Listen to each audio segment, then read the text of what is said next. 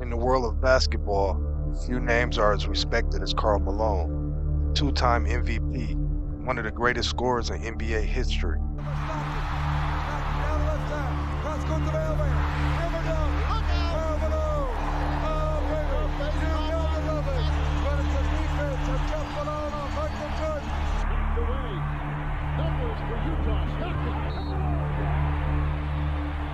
Again, you're looking at the fast break. Out of the pack comes Les on his left Bailey on his right Malone. That's what you watch for with Karl Malone. Occurring in the third quarter, Jim Les delivers to Karl Malone for the great stuff. Picked up here by Utah. Great backup to Stockton inside the floor. Oh, a shot by the MVP. You see the presence of Mark Eaton, what that means. All Eaton had to do was be there and look at the other end, and you. But behind the highlights, there's a story that many fans don't know or choose to ignore. Karl Malone built his legacy with the Utah Jazz, forming one of the most iconic duos ever alongside John Stockton. He was known as the mailman because he always delivered. But while Malone was dominating on the court in the 1980s, something happened off the court that would follow him for the rest of his life. They say people greeting John Stockton all weekend. Check this out right here. Hey, you know they got your mans.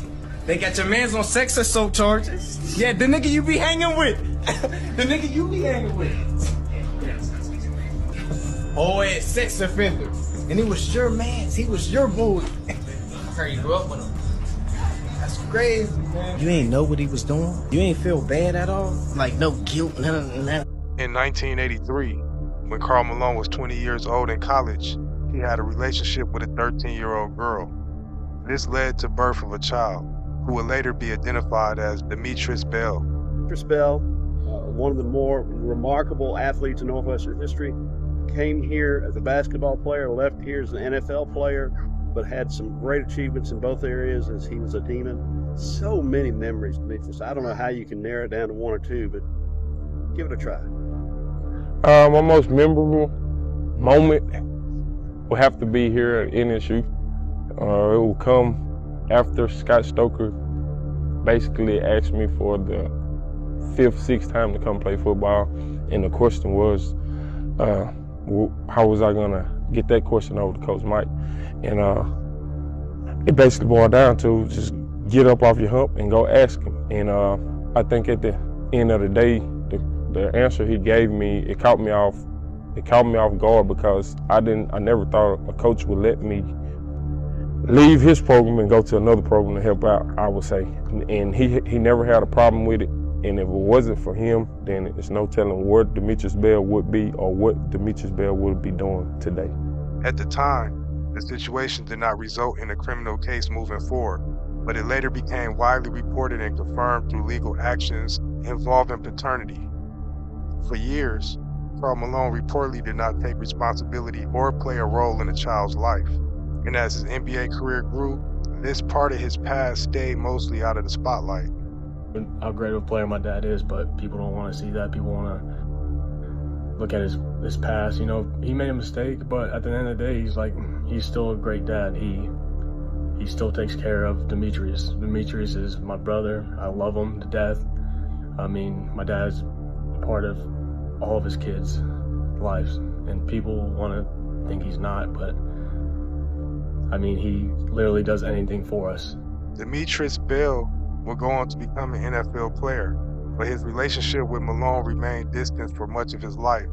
Over time, Bell has spoken publicly about the situation, highlighting the lack of involvement from his father during his upbringing. The story slowly resurfaced years later, as more fans began to question how something this serious was never widely addressed during Malone's playing career. Today, the conversation around Karl Malone is complicated. On one hand, he's still recognized as one of the greatest power forwards ever. On the other, many believe that part of the past should carry far more weight when discussing his legacy. I like it. I mean, I think he's top 20 greatest players to play. You think Karl Malone is? Yeah. But what about his off-the-court stuff? You know, does that factor in it at all? No, I really don't know a lot of off-the-court stuff about Karl. He got a 13-year-old pregnant. I'm going to go Oscar Robertson and Julius Erving. Dr. J. Timeout? You need a timeout? A 30-second? No, full. Full? I need a full timeout. You wait a second. I have a question. Talk to me. When you say when you said 13-year-old pregnant, was he 16? I think it was a grown-up. He was 20, and he got a 13-year-old pregnant. That doesn't seem cool to me. But yeah, you could draft him if you want. Yeah, I ain't drafting him.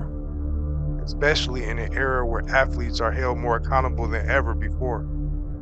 Karl Malone's story isn't just about basketball. It's about how fame, timing, and media coverage can shape what the public chooses to remember and what gets left behind. Because sometimes the biggest story aren't the ones on the court, but the ones people don't talk about. But if you made it this far, I want you to go ahead, like, subscribe, and comment down below if you think Karl Malone should still be a Hall of Famer, or should they take him out of the Hall of Fame for this? And as always, I appreciate you for tuning in, and I'll catch you at the next one. It's your boy Dizzle. I'm out. Peace.